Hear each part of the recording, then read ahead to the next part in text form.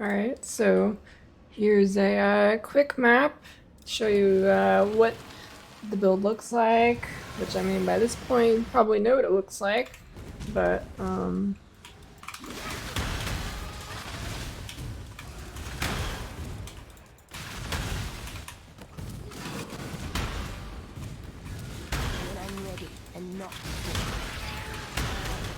use Blade Blast, get your Plague Bear stack up, run around Plague Bear.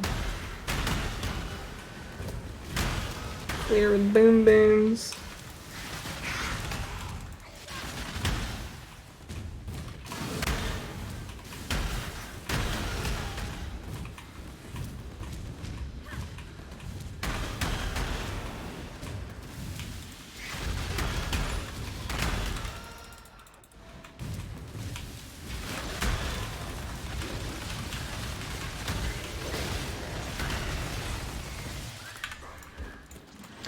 And there we go, there's a map. Alright, so the PoB,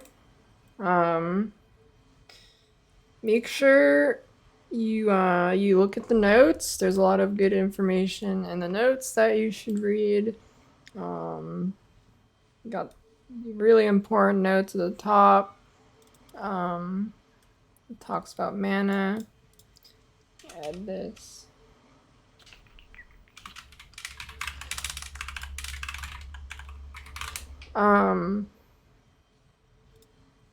Yeah, and other things. Swapping, leveling, gear, your skill rotation. Lots of good stuff here. Make sure you look at that. And also make sure you look back at the video before the league starts, like the day of the league start or whenever you're gonna roll the build. And I just check if there's a new PoB link, because I will probably make an update, because PoB is not updated right now, and there will be a little bit of a change. And if there's anything that needs slight fixing in the PoB, which usually is like two things I tweak by the time league starts, because I missed something or whatever. So yeah, make sure you come back and check again. But even if you don't, it'll still be fine. You'll just, it's tiny optimizations that'll be made, but pretty much not even noticeable. So the core mechanics of the build is a poison build, and you hit a bunch of times with your Blade Blast after the Blade Fall. So main defenses of the build will be Determination and Grace, although right now in the PoB I don't have Grace on, because you can swap Grace out for Malevolence if you want more damage, for like bossing or whatever. Yeah. And yeah, it's kind of your preference. So another big defense you get is Ghost Stance. Something that this is good defense, but it is being removed next league. Malediction. So you will be a little bit squishier on this build in 3.20 than it has previously been. It's not a huge deal for softcore. The build is being buffed damage-wise. You'll get more damage from the curse changes. So you lose a little bit of survivability and you gain a little bit of damage. Yeah. The build is still moderately tanky. It's on the squishier side now for sure, but it's still got enough defense that it's solid. So yeah.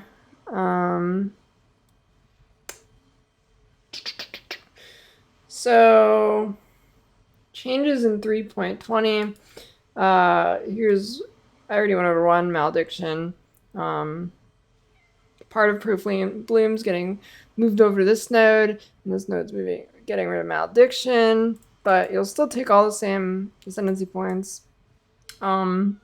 the Whispers of Doom wheel will be a little bit different, but it should still be you should only use 4 passive points for that, I believe. Something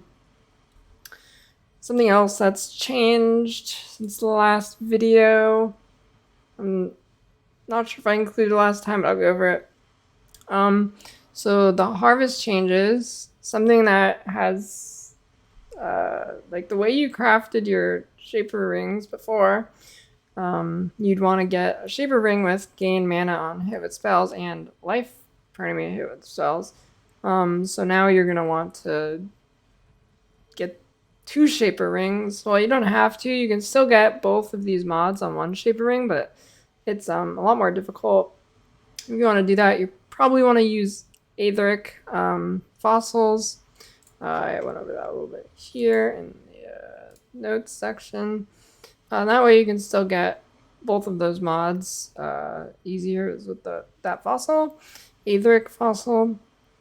Otherwise, if you don't want to delve, because it can be a little bit annoying, easiest way will probably be to get 2 shaper rings, and then you just roll them with harvest caster rolls to get life and the spell on hit, or the regain life and mana on hit mods. So yeah, that's about all that changed in 3.20. I've included passive trees, one with no cluster, one with cluster, leveling trees. You're gonna level the build with Spark up to level 32, and then Armor Branding Cremation up to like 70 or a little bit higher. So you can swap as early as, I'd say, Blood Aqueduct. It is very playable, but it will not be very smooth. So do that at your own caution. I don't even necessarily recommend League starting this unless you really know what you're doing. It's fine if you really know what you're doing, but if you're not super comfortable with the game, I would not necessarily recommend to start this. Then level 85 tree. And then I've also, a new thing I've included is a bossing only tree. So the bossing tech is you use Blade Fall. Oops. You use Blade Fall with Arcanist Brand, linked with Confect and Spell Cascade. And then you path over to the left side of the tree and you get Rune Binder. This automates the Blade Fall portion, so you have a lot more uptime. All you have to worry about you doing is you throw your brands on the boss, and then a bunch of Blade Falls happen, and you can just keep right-clicking, and it automates that portion, so you have a lot more damage uptime. You can focus more on dodging. It's a really, really good tech. So you drop the lower half of the tree here. And then another thing the bossing tree allows you to do is pick up Corrupted Soul with Glorious Vanity, which is a huge defensive buff, especially for like Ghost Dance and yeah. So highly recommend this for bossing, though you're gonna want to like have your bosses saved up so you don't have to respec a bunch of points every time you want to do boss, because this is not a mapping. I mean, you could just use this as your mapping tree. You might actually want to do that and just drop a reminder. It's really up to you. But I think the going the bottom side is a little bit more well-rounded for that. So that's usually what I do, is go down here, but it's still fine if you don't want to have to respec for bosses. You could just go on the a little bit on the left side tree here. You'd lose a little bit of damage, but it's still fine. So yep. Skills. The items here are, I've wrote the stat priority on most of them unless they have like no stats on them basically. So you don't need these items. These are basically just, how do I say it? Is basically just like your ideal items, not like super min-max or anything, but your ideal items, which you're aiming for. You can obviously go way past these kind of items, but it's going to be pretty hard to beat these without a decent amount of currency. Like multi-mod the wand with this, with these mods. A good budget item you can do early is you go to Act 1 and you get like just a wand there. It doesn't really matter the wand, and then you can use essences, not spell damage, but I don't know which one. I don't know which essence. Cast speed, I guess. Cast speed essence. Essence of, I think it's dread. And you use that until you get +1 chaos on it. Now a step further could be the cast speed, +1 chaos and chaos multi, and that will be a wand that can carry you all through endgame. But the most realistic wand you'll go for is something multi-modded like this. You'll want a heathen wand because of the int requirement. This build does not get a ton of int. I mean, actually, it does have quite a bit of int on this tree, but slash these items.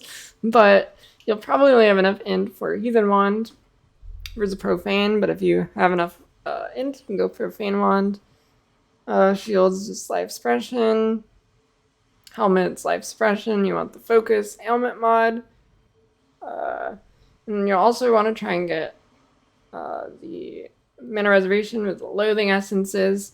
Same thing with this is life suppression and loathing essence for the mana reservation to try and fit another aura. Not necessary, but that's like the next step of min-maxing your gear. Really not required at all. The gear on my character in game doesn't have any of the loathing stuff, except for my helmet, but I don't need it actually. I have enough mana. And I'm actually using Zealot's Oath on this character, which you might want to do really early. It's another way to fix your mana problems is you just come up here and click Zealot's Oath, though I don't necessarily recommend doing that. I mean, it's fine, especially for softcore.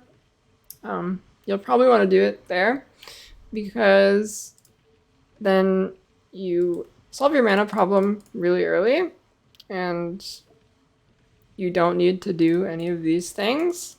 However, you do lose quite a bit of tankiness from that because Ghost Dance is quite good, but you're still fine, especially in for softcore. So that's probably what I'd recommend doing early is using Zealot's Oath. And then if you get enough energy shield in Zealot's Oath, you can also use Divine Blessing setup to fit in an extra aura, so that way you wouldn't even have to drop Grace to run Malevolence. And yeah, that is about it for this. I will be doing a Trickster version of this build. I think it might be a little bit more well-rounded with the nerfs, which is tankiness a little bit. Trickster should be quite a bit tankier. It might even be a little bit smoother early because you get quite a bit of cast speed from it. So I will be uploading a video of that as well. So if that is interesting to you, keep a lookout for that. And that is it for now.